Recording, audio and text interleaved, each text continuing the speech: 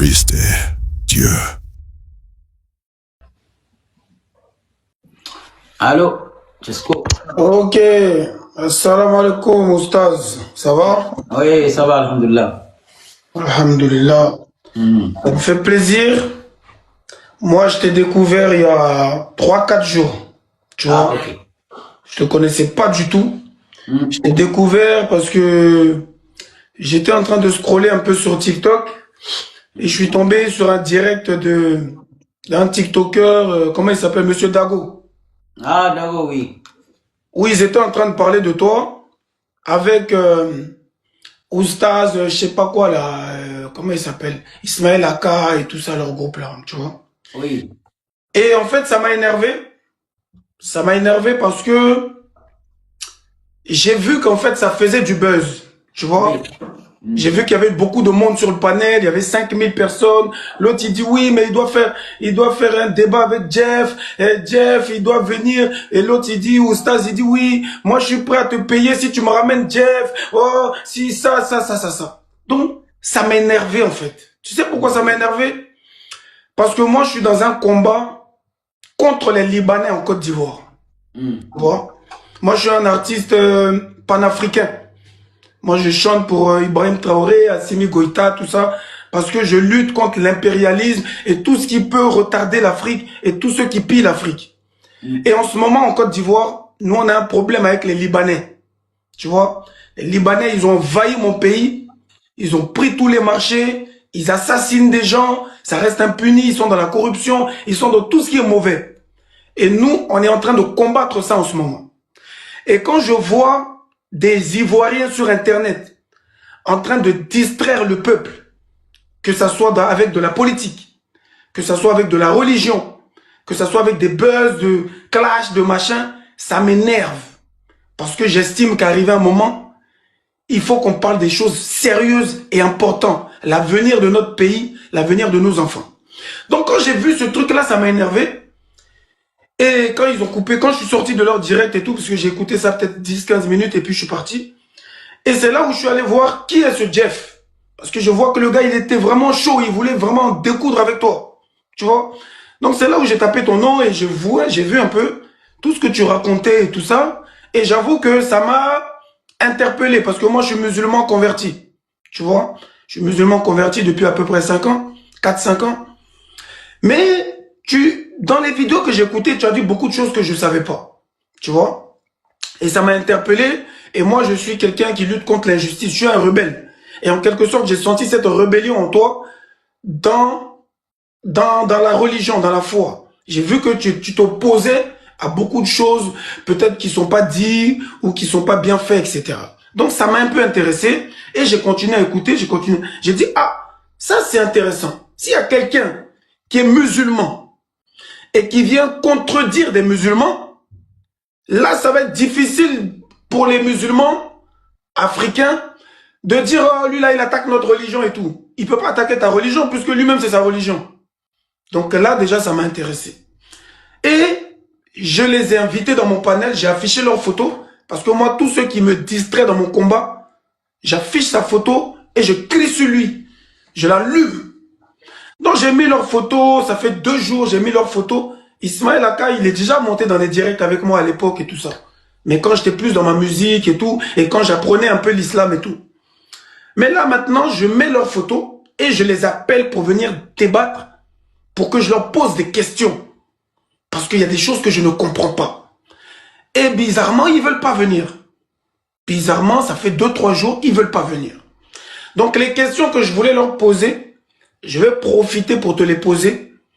Comme ça, je pense que toi, avec ton éclairage, ta vision et ta spiritualité, peut-être que tu me donnerais une réponse qui est mieux que eux. J'en sais rien. D'abord, ma première question, est-ce que c'est nécessaire pour un musulman de faire des débats religieux sur TikTok, sur les réseaux sociaux, entre les chrétiens et les musulmans? Est-ce que c'est nécessaire? Est-ce que c'est important de faire ça? Ce n'est pas la peine parce que moi-même, personnellement, le débat même là que les gens font entre les chrétiens, ça n'apporte rien du tout dans la société africaine.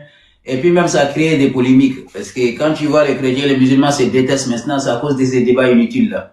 Moi je dis clairement, chacun est intelligent, tout le monde connaît la vérité. Donc laissez tout le monde faire sa foi. C'est Dieu qui juge entre nous. Parce que Dieu même a dit dans le Coran, il a dit clairement dans Sourate 22 verset 17.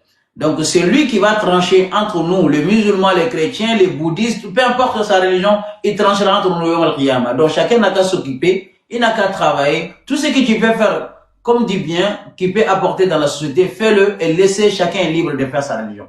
C'est ça. Mais débat inutile là, de rentrer là-dedans, ça n'apporte rien que la haine, hein, la division, ça n'apporte absolument rien. Moi, tu me vois rarement dans un débat avec un chrétien. Parce que moi, j'ai dit à tous les chrétiens, je respecte votre foi. Et en tant que je suis là aussi également, aucun musulman ne va vous fatiguer. Parce que vous avez le droit de pratiquer votre foi. Nous aussi, les animistes, les kémites, tout. Tout le monde doit s'aimer en tant qu'humain. C'est-à-dire, on ne doit pas se regarder, lui, les chrétiens. Non. On doit se regarder en tant qu'un Africain pour qu'on puisse avancer notre continent ensemble. C'est tout. Merci. Merci beaucoup pour la réponse. C'est très sage. Et je pense pas qu'ils m'auraient donné la même réponse, mais bon. Et je voulais aussi leur demander quel est leur objectif en faisant ça. Parce que, en tant que musulman, je suis content de voir des musulmans. Quand je vais à la mosquée, je suis content. Franchement, je sens l'amour de mon prochain et tout ça. Mais en s'exposant autant sur les réseaux, en faisant des débats, en voulant peut-être convertir tout le monde et tout ça, quel est leur objectif en tant qu'Ivoiriens? Est-ce que leur objectif, c'est de faire de la Côte d'Ivoire un pays musulman? Ou c'est quoi l'objectif des gens qui font ce genre de choses-là? Au lieu de rester tranquillement dans une mosquée, en train de prier, ou je sais pas s'il y a des gens qui veulent vraiment se convertir, parce que j'estime que la foi, elle est personnelle. Tu peux écouter des vidéos sur TikTok, sur YouTube, et boum, t'as un déclic. Moi, je me suis converti, c'est pas quelqu'un qui m'a dit de me convertir. Je me suis converti parce que j'ai senti que c'est ce qui est bon pour moi. C'est ce qui est important pour moi. Il y a plus de, je sais pas, dirais peut-être plus de discipline ou je sais pas quoi. Mais en tout cas, c'était naturel. Alors, pourquoi est-ce que eux, ils ont besoin de faire du bruit dans les rues, dans les réseaux sociaux et tout ça? Quel est leur objectif? Voilà, c'est une des questions que je voulais leur poser. Ok, comme je dis bien, chacun a son objectif. Parce que quand moi je suis venu sur le réseau social, j'étais clair. J'ai dit, moi je ne suis pas là pour demander de l'argent à quelqu'un, aidez-moi, non. Moi je travaille, alhamdoulilah, ça me suffit quoi. J'ai un boulot, alhamdoulilah, je suis stable. Mais la plupart des gens que moi je vois sur les réseaux sociaux, ils ont une autre idée derrière. Parce que là, moi, mon combat, même là, tout le monde me combat maintenant. Ma photo est plantée partout. Il a dit ceci, il a dit cela. Surtout, je note bien le DDR. Le DDR même là, c'est eux-mêmes là mes premiers ennemis là, ces gens-là. Donc, moi j'ai compris que le DDR là, leur combat, c'est pas pour faire rentrer en islam les gens. Ils ont une autre idée derrière qui est quoi? Leur propre intérêt. Les magouilles, les marmailles. Moi, j'ai même pas peur de dire, c'est le marmaille qui est derrière. Parce que j'ai compris, surtout il y a 2 jours là, Djané est sorti, Djané, je vais même prendre son nom, parce que c'est un gars que moi j'ai respecté beaucoup, mais là aujourd'hui, il n'y a aucun respect envers Djané.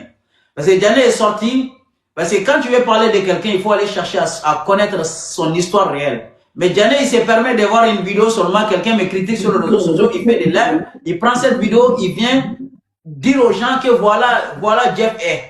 Alors qu'Allah dit dans le Coran, si quelqu'un vient vous dire quelque chose, il faut vérifier bien pour ne pas déranger, pour ne pas parler des choses qui ne sont pas vraies.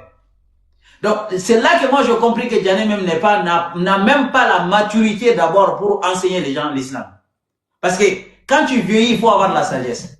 Parce que quelqu'un qui est sage, quand il voit des informations, il ne va pas publier comme ça. Il vérifie d'abord si réellement ce qu'on dit de lui, si c'est vrai.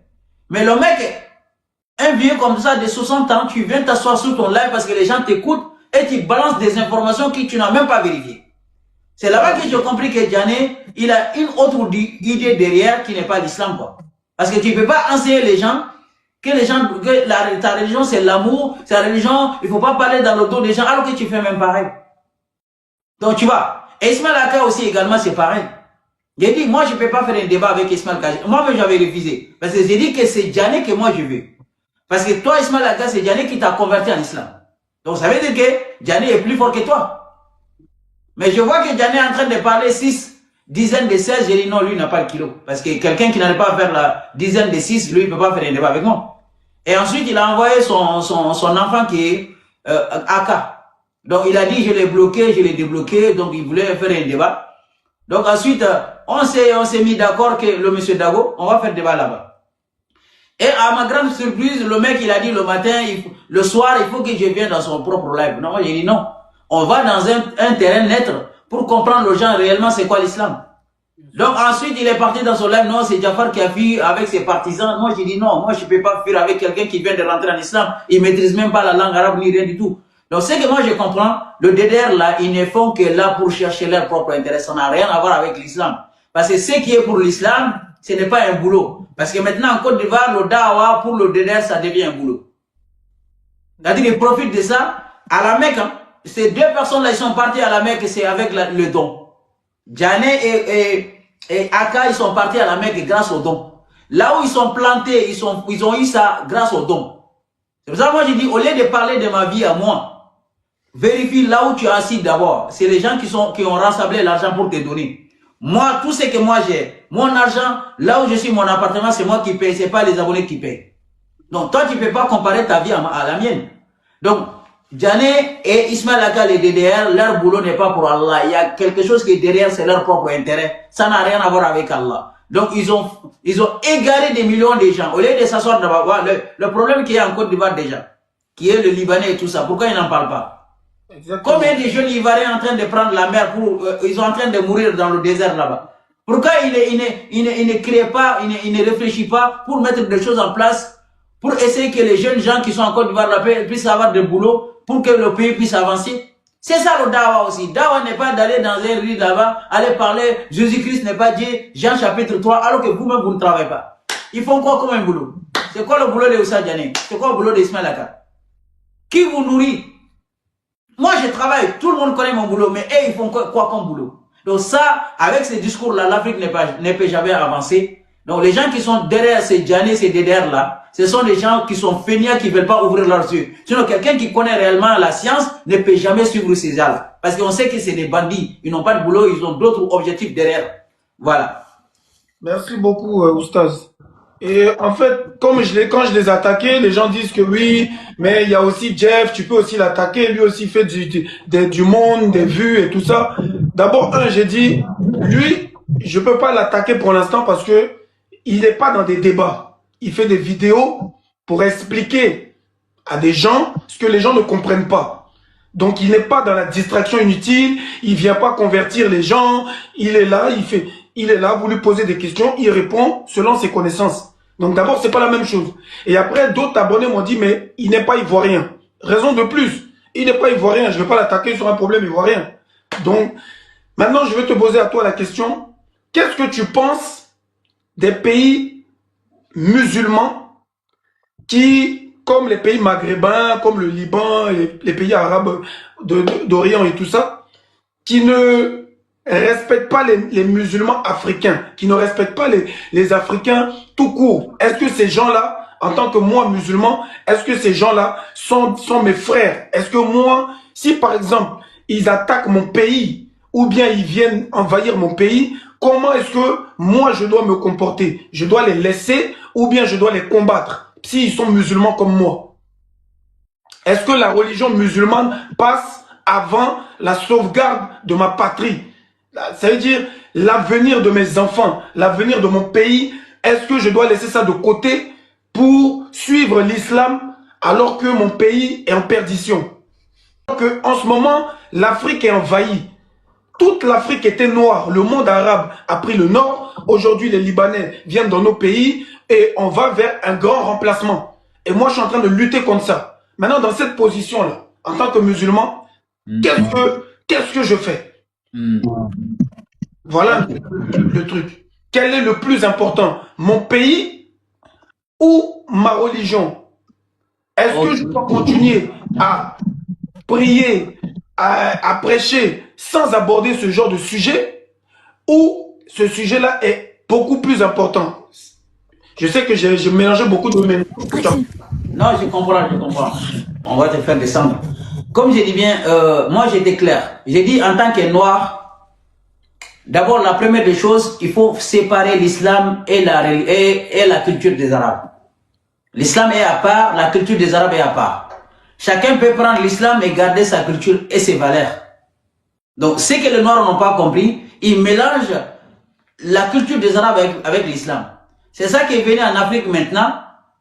Les femmes, tu les vois, ils sont comme des Batman. Désolé. Voilà, on ne voit pas leur visage. Ça, c'est l'extrémisme. Dieu n'a jamais dit dans le Coran, la manière dont tu vois les femmes musulmanes en train de s'habiller, Dieu n'a jamais dit dans le Coran. Encore une fois, ce sont des savants arabes, je dis bien. Parce que quand tu regardes dans le monde, il n'y a pas un seul savant noir. Les noirs devraient se poser la question, mais tellement qu'ils sont aliénés, ils ne vont même pas se poser la question. Si l'islam est universel, normalement les savants peuvent sortir dans chaque communauté.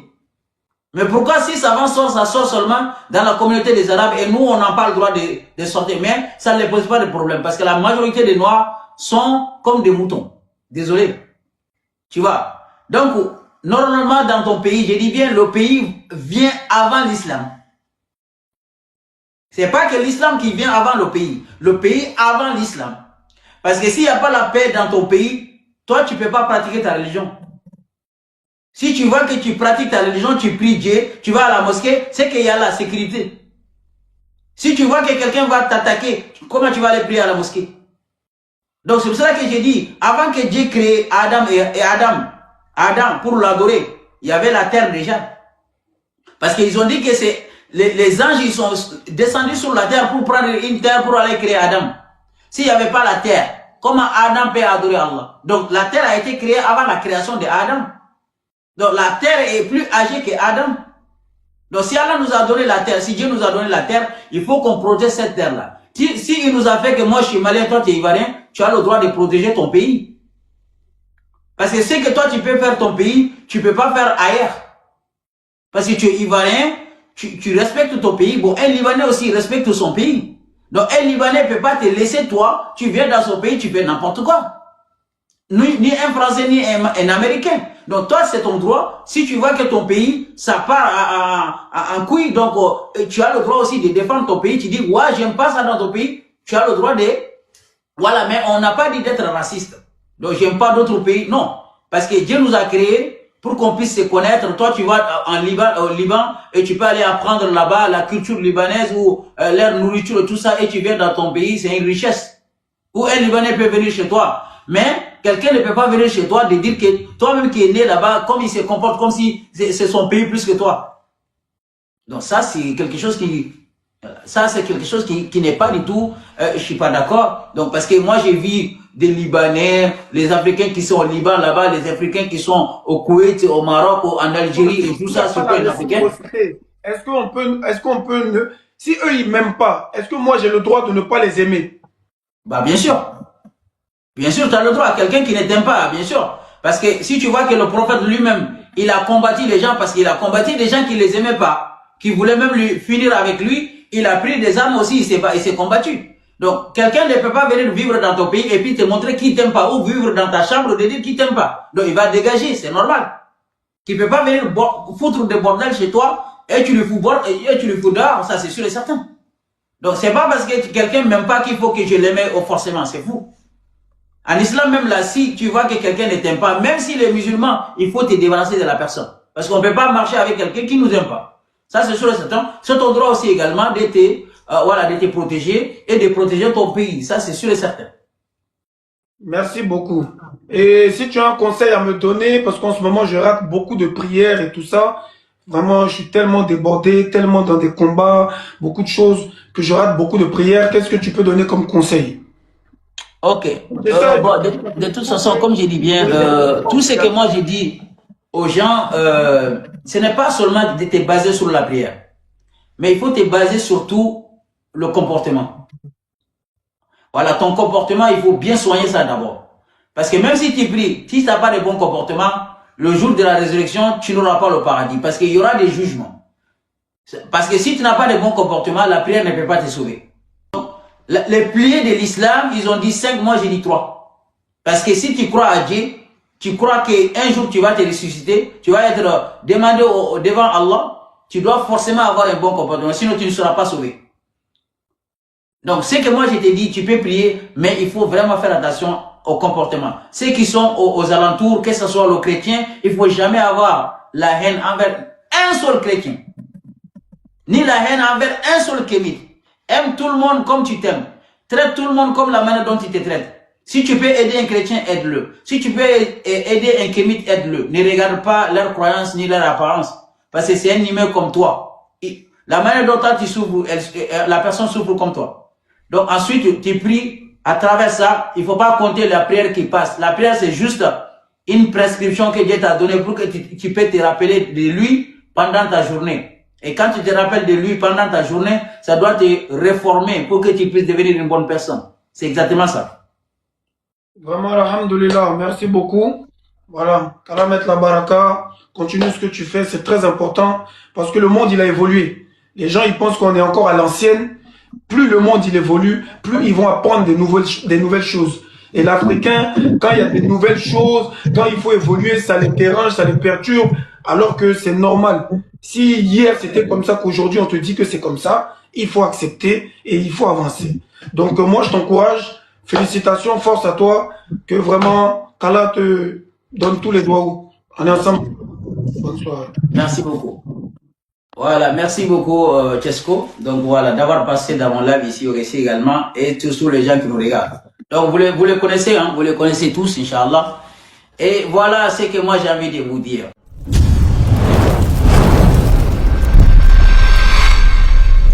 Jésus-Christ est Dieu.